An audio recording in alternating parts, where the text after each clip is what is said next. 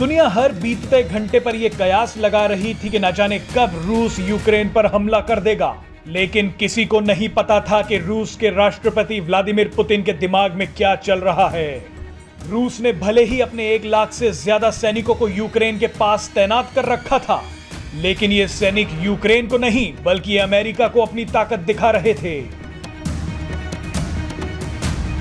America ने दुनिया को उस वक्त चौंका दिया जब उसने ये दावा किया कि रूस यूक्रेन पर 16 फरवरी को हमला करेगा।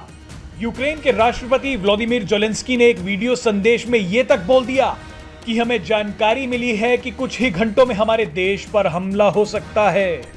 लेकिन रूस ने एक बार फिर दुनिया को चौंका दिया। रूस के रक्षा मंत्रालय की तरफ से एक बड़ा बयान सामने आया है।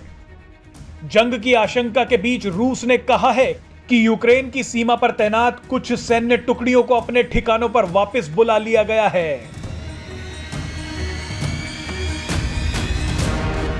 एक समाचार एजेंसी के मुताबिक रूसी रक्षा मंत्रालय के प्रवक्ता ने कहा कि दक्षिणी और पश्चिमी सैन्य जिलों की इकाइयों ने अपना काम पूरा कर लिया है।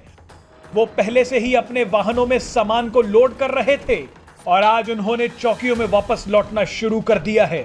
बहरहाल सेना की टुकड़ियों का वापस लौटना रूस की तरफ से तनाव कम करने की कोशिश के रूप में देखा जा रहा है। जानकारों का मानना है कि इस खबर को सुनने के बाद सबसे बड़ा झटका तो अमेरिका को लगेगा, क्योंकि अमेरिका अपने फायदे के लिए रूस और यूक्रेन में लड़ाई करवाना चाहता था। आपके दिमाग में यह चल रहा होगा कि आखिर इस युद्ध से अमेरिका को क्या फायदा होता।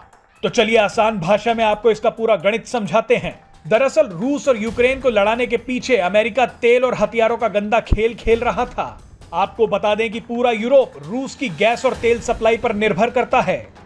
अमेरिका इस तनाव के बहाने चाहता था कि यूरोप में रूस द्वारा हो रही इस गैस सप्लाई को कम किया जा सके और फिर सभी यूरोपीय देश अमेरिका से तेल और गैस खरीदें। रूस अगर यूक्रेन पर हमला करता तो इसका सबसे बड़ा फायदा अमेरिका उठाता, क्योंकि अमेरिका संयुक्त राष्ट्र में रूस के खिलाफ कई और कड़े प्रतिबंधों की मांग करता। अगर रूस पे नए प्रतिबंध लगाए जाते तो उसका असर पूरी दुनिया पर पड़ता, क्योंकि प्रतिबंधों के बाद दुनिया के कई देशों के व्यापारिक संबंध रूस के साथ खराब हो जाते, जिसका सीधा फायदा अमेरिका को होता।